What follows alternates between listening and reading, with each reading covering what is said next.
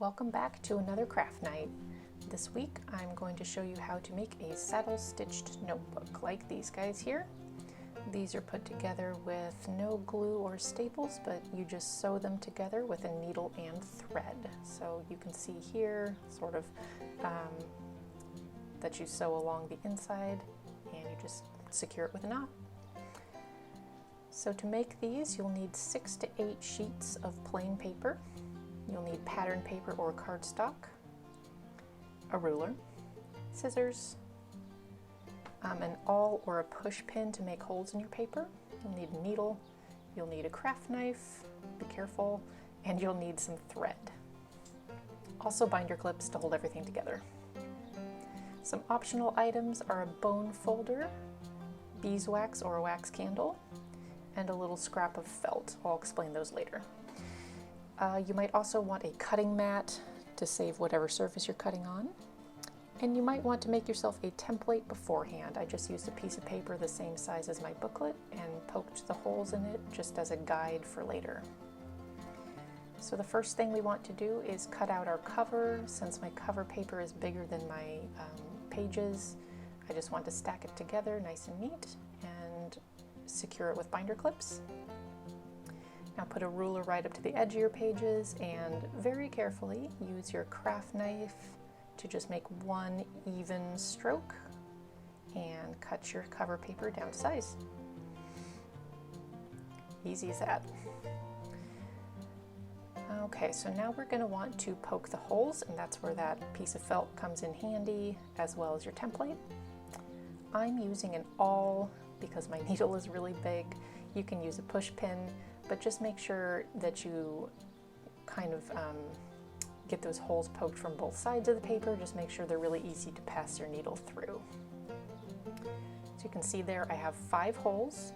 You definitely want an odd number. I suggest 5, it's just easier, and you want that hole right in the middle.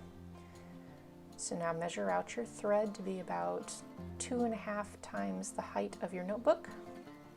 And then what I'm going to do is I'm going to run it over this wax candle. This waxes your thread and just makes it so much easier to use, and so it won't snag as much. So now thread up your needle and I'll show you how to sew it together. So the first thing you want to do is go through that center hole from the inside, and you want to leave yourself a little tail of thread because you'll be securing it with a knot later. So I just pin it down with my thumb as I continue sewing. You want to sew towards one end of your booklet, so just go in through that next hole and then through your last one. And then you're going to sew your way back by going back in through that second to last hole. But instead of going through that center hole again, we're going to skip over it. We're going to skip that one and go towards the other end of the booklet. And that just saves you some bulk, so you're not going through that same hole about 4 times. All right, so now we go back through the center hole. And when you pull your needle out, you want an end of the thread on either side of that center thread, so I kind of had to loop mine back through. And we're going to tie a knot over the top of that center thread just to keep everything secure. Trim off your ends. And then I just kind of like to pull them through underneath that thread just to keep it neat and tidy. And the sewing part is done. So now you can take off your binder clips and we're going to fold it in half. So make sure your edges are nice and even here. And I just push along the spine. If you want, you can use that bone folder or like the blunt edge of scissors just to go over that crease, make it nice and neat and tidy. I go over both sides so my book stays closed when it's just laying there. And now this can be done, but if you want an even edge, you can go ahead and push your ruler down about 1/4 to 1/8 of an inch from the edge, and then using kind of long, even strokes with your craft knife, just cut all the pages to size. Again, this is optional, but this thing that I'm showing you here is called a corner punch. And what it does is it rounds the edges of these corners here. You can also freehand this, but since I have a corner punch, I thought why not.